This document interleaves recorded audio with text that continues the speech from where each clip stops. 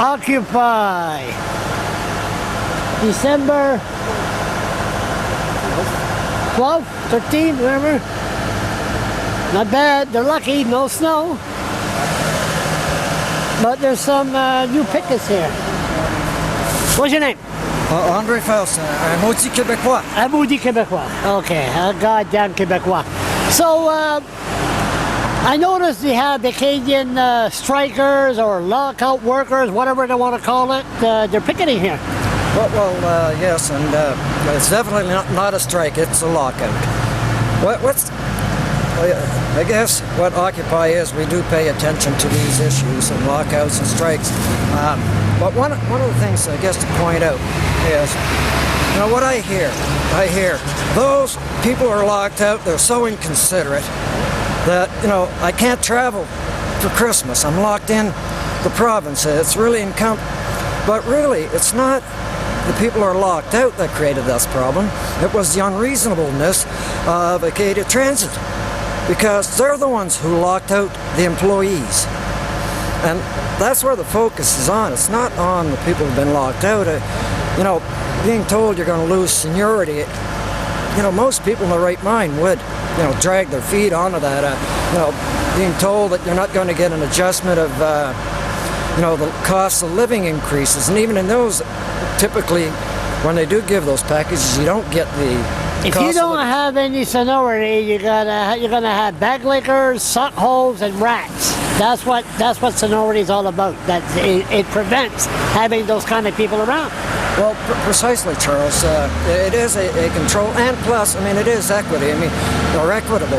You know, imagine you've worked for a company for 40 years. I mean, you definitely have, you know the business inside out, and someone new comes in, and you know, they can be moved, you know, you can be demoted, they can be upmoted.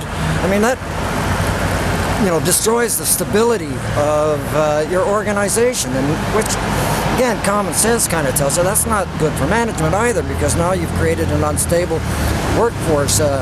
People really don't know what their roles are. With seniority, it outlines the roles, and everybody knows the roles. Everyone knows the game plan.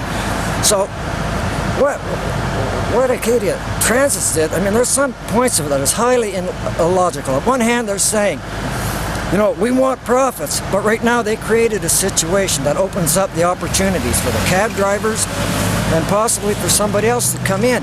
And they may effectively lose their market share here in the province by creating this void, because somebody will pick up the void. So, like I say, that's quite illogical. That's like shooting yourself in the foot.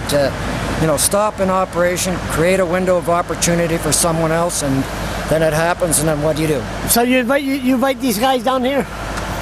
It's pretty lonely where they're located in nowhere land. Well, that nowhere line, again, talking about logic and accessibility. Yeah. for the people of Fredericton. Yeah. You know, excuse my language, but it's fucking bullshit. What kind of drugs were the deciders on when they made that decision? Yeah. You know, that operation, you know, I mean, that worked against, you know, the typical Frederictonian. I mean, you know, I had a hell of a hard time. I had to use my GPS to find it. Yeah. You know, something like that should be kept central. I mean, Fredericton is the way it's laid out. It's not really designed for walking. You almost have to have a vehicle to get from point A to point B. And by them sticking it out there, I mean, they just cut out a great percentage of the population that at one time just used to come up to, you know, King Street, and they're on their way. Now they've got to find a way to get there. And if they're walking... Yeah, forget it. Last word, 30 seconds. Last words. Boys, That finally has last word. 25 seconds. 25 seconds. Well, for the guys at ATU, I wish them the best of luck, and our minds and souls and spirits are with them. Very well said.